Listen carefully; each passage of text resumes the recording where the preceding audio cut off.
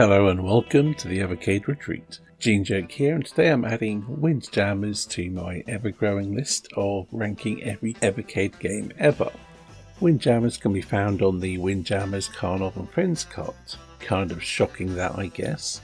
And it's essentially a frisbee version of tennis. It's a one-on-one sports competition where you throw a frisbee at your opponent or trying to get it past them, where there's a scoring zone which will score you 3 or 4 or 5 points rather, depending on where you get it. The first two, I think it's 11 or 12 points or whatever, wins, and it's essentially the best of 3, kind of like a fighting game, because in many ways this is like a fighting game, only you're fighting with frisbees.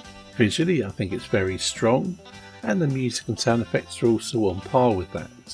There are 6 characters to choose from, and you have to compete against the same amount, and there's some bonus rounds like throwing a frisbee and getting a dog chasing it and so on. This is a fairly popular game and I know it has a lot of fans. Sadly I can't include myself among them, but I can see what's good about it, I just can't seem to enjoy it. Anyway, a bit more about the game. Each of the characters has different strength and speed ratings, and when you select them it says basically beginner, intermediate or difficult, because the slower moving characters, well, it'll be harder to intercept the frisbee, which makes your life harder, I suppose. It uses just 2 buttons, one for throwing and one for also throwing, just more of a lob rather than throwing it directly at them or whatever. And of course you don't necessarily just throw it directly at them, you can make it bounce off the walls, put a bit of curve on it with a sort of a quarter circle motion, and when it comes to intercepting you can intercept it and effectively launch a sort of power move if you like. What initially seems overly simple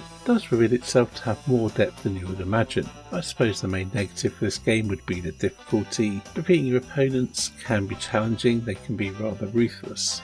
But of course, you can just get good. Well, you might be able to, I did manage to really. I mean, I've definitely improved, I learned some skills, I managed to beat a fair few rounds and make a dent in it. But yeah, I just couldn't get the enthusiasm to really get into it. It's just not quite my jam. So if you're watching this as a fan and you're thinking, God, that's ranked a bit low, well, that's why. And I'm not a huge sports game person anyway, so also another reason.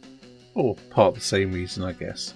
So where does it fit on my ranking of every Evercade game ever list? Well, I'd have to put it above Bad Dudes for the NES, but just beneath Worms Blast. Actually no, I can't put it below Worms Blast.